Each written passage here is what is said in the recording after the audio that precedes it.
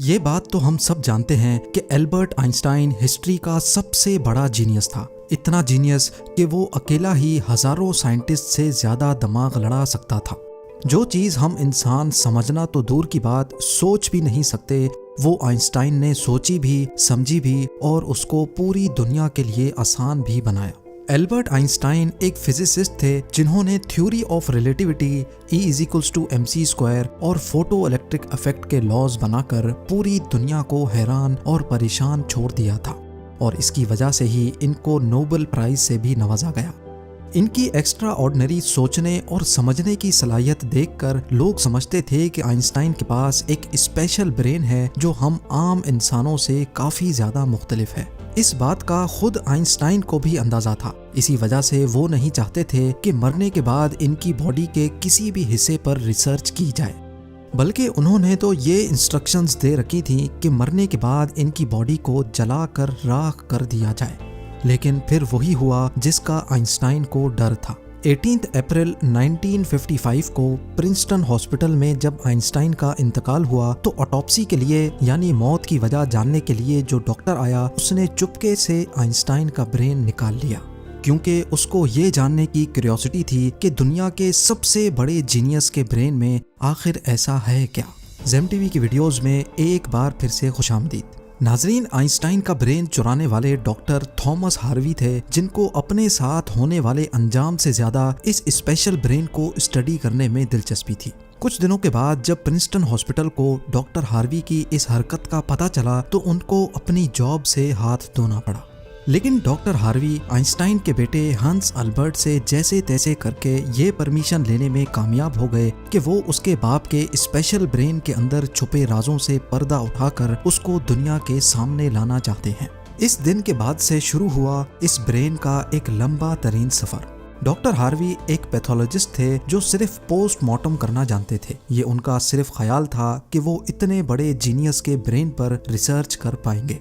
अब कंडीशन ये थी कि डॉक्टर हार्वी प्रिंसटन हॉस्पिटल की जॉब से भी हाथ धो बैठे थे और अपने पैथोलॉजिस्ट का ओहदा भी। आइंस्टाइन का ब्रेन जो पहले ही डॉक्टर हार्वी प्रिजर्व कर चुके थे, वो इसको लेकर पेंसिल्वेनिया के शहर फिलाडेल्फिया ले गए, जहां उन्होंने ब्रेन की कई फोटोज ली और फिर उसको 240 छोटे छोटे पीसेज में काटकर हर पीस को अलग अलग जार में प्रिजर्व करके अपनी बेसमेंट में छुपा दिया। इसी मसले को लेकर डॉक्टर हार्वी का अपनी बीवी के साथ कई बार झगड़ा होता रहता था, क्योंकि उनकी बीवी अक्सर ये धमकी देती थी कि वो इस ब्रेन को उठाकर कहीं फेंक देगी। एक दिन झगड़ा इतना बढ़ गया कि दोनों मियाँ बीवी को डाइवोर्स लेकर अलग होना पड़ा और डॉक्टर हार्वी ब्रेन लेकर कैंसस के शहर विचिटा चले गए, जहां वो एक बायोलॉजिकल टेस्टिंग लैब में मेडिकल सुपरवाइजर की नौकरी करने लगे और यहाँ वो अपने फारिग टाइम में आइंस्टाइन के ब्रेन पर खूब स्टडी करने की कोशिश करते। इसके बाद कई बार वो अलग अलग जॉब छोड़कर मुख्तलिफ शहरों में ये ब्रेन लेके घूमते रहे। कई साल गुजर चुके थे लेकिन डॉक्टर हार्वी आइंस्टाइन के ब्रेन पर कुछ खास रिसर्च ना कर सके। उल्टा उनका मेडिकल लाइसेंस ही कैंसिल कर दिया गया और नौबत यहाँ तक आ गई कि उनको एक प्लास्टिक की फैक्ट्री में जॉब स्टार्ट करनी पड़ी। तभी उन्होंने पहली बार एक अच्छा फैसला किया कि वो इनके ब्रेन के अलग अलग हिस्सों को दुनिया भर के बेस्ट न्यूरोपैथोलॉजिस्ट के पास डिटेल्ड रिसर्च के लिए भेजेंगे। लिहाजा उन्होंने ऐसा ही किया। 1955 में ब्रेन चोरी होने के 30 सालों के बाद यानी 1985 में पहली बार आइंस्टाइन के ब्रेन पर एक स्टडी पब्लिश की गई। इसके बाद अगले 28 सालों तक इस जीनियस ब्रेन पर दुनिया भर के न्यूरोपैथोलॉजिस्ट ने कई स्टडीज पब्लिश की, जिनमें बताया गया कि आइंस्टाइन का ब्रेन आम इंसान के ब्रेन से काफी डिफरेंट था। सबसे बड़ा डिफरेंस ब्रेन के कॉर्पस कैलोसम नामी हिस्से में पाया गया। अब यहाँ ये जानना जरूरी है कि इंसानी ब्रेन दो अलग अलग हिस्सों में डिवाइडेड होता है। इंसान जो भी काम करता है वो ब्रेन के एक हिस्से में पहले प्रोसेस होता है और फिर ब्रेन हमारे जिस्म के उस हिस्से को सिग्नल देता है। लेफ्ट ब्रेन हमारे जिस्म के राइट हिस्सों को कंट्रोल करता है, जबकि राइट ब्रेन हमारे जिस्म के लेफ्ट हिस्से को कंट्रोल करता है।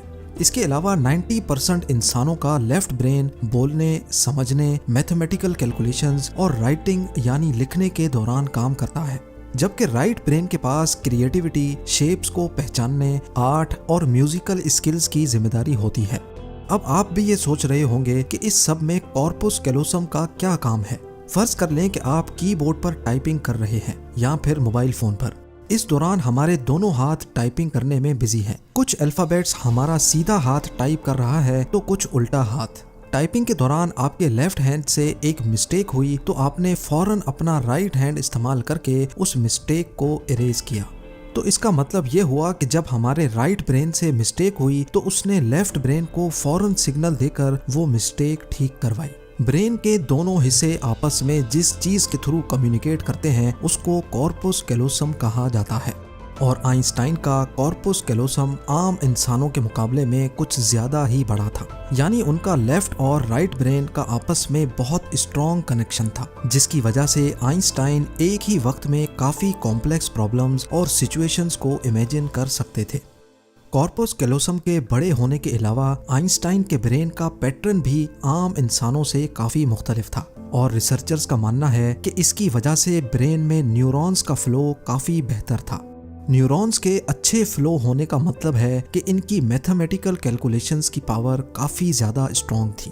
Albert Einstein complex mathematical problems को बगैर पेन और पेपर के अपने दिमाग की मदद से ही सॉल्व करने की काबिलियत रखते थे।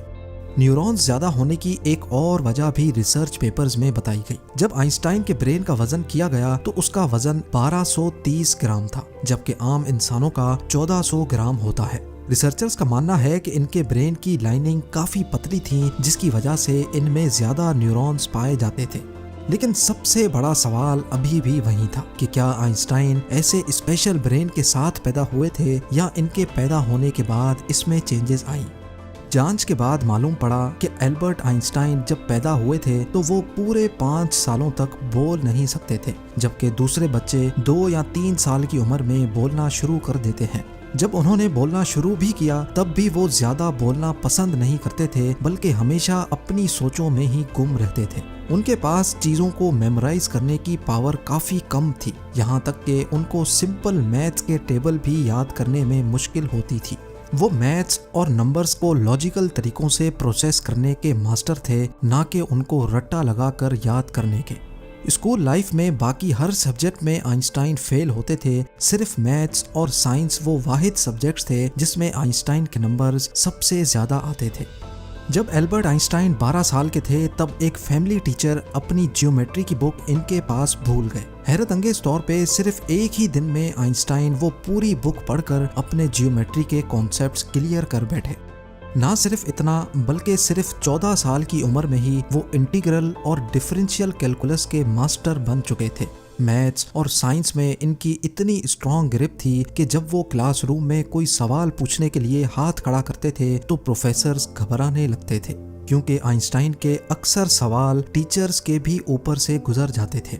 छोटी सी उम्र में ही वो इस यूनिवर्स के लॉज को एक छोटी सी इक्वेशन में बंद करना चाहते थे और यही उन्होंने अपनी जिंदगी का मकसद बना लिया था। 26 साल की उम्र में आइंस्टाइन ने 4 रिसर्च पेपर्स पब्लिश करके पूरी दुनिया को हैरान कर डाला और इसी वजह से उनको पीएचडी की डिग्री और ह्यूमैनिटी के लिए आला किरदार अदा करने की सूरत में नोबेल प्राइज से भी नवाजा गया। इसका अंदाजा आप सिर्फ इस बात से लगा लें कि आज भी आइंस्टाइन की उन थीसिस के बिना साइंस बिल्कुल अधूरी है। कई डॉक्टर्स और साइंटिस्ट ने ये नतीजा निकाला कि आइंस्टाइन का ब्रेन उनके पैदा होने के बाद स्पेशल बना था, जिसकी सबसे बड़ी वजह यह थी कि जब उनको अपने सवालों का कोई जवाब नहीं मिलता था तो वो खुद अपने दिमाग की मदद से जवाब तलाश किया करते थे। छोटी उम्र में ही ऐसा करने से इनका ब्रेन उसी हिसाब से डेवलप होता गया। आज भी आइंस्टाइन का ये एक्स्ट्रा ऑर्डिनरी ब्रेन अमेरिका में वाक़े द मटर म्यूजियम में मौजूद है, जिसको बड़ी हिफाजत से माइक्रोस्कोपिक फिल्म्स में प्रिजर्व करके रखा गया है। उम्मीद है जेम टीवी की ये वीडियो भी आप लोग भरपूर लाइक और शेयर करेंगे। आप लोगों के प्यार भरे कमेंट्स का बेहद शुक्रिया। मिलते हैं अगली शानदार वीडियो में।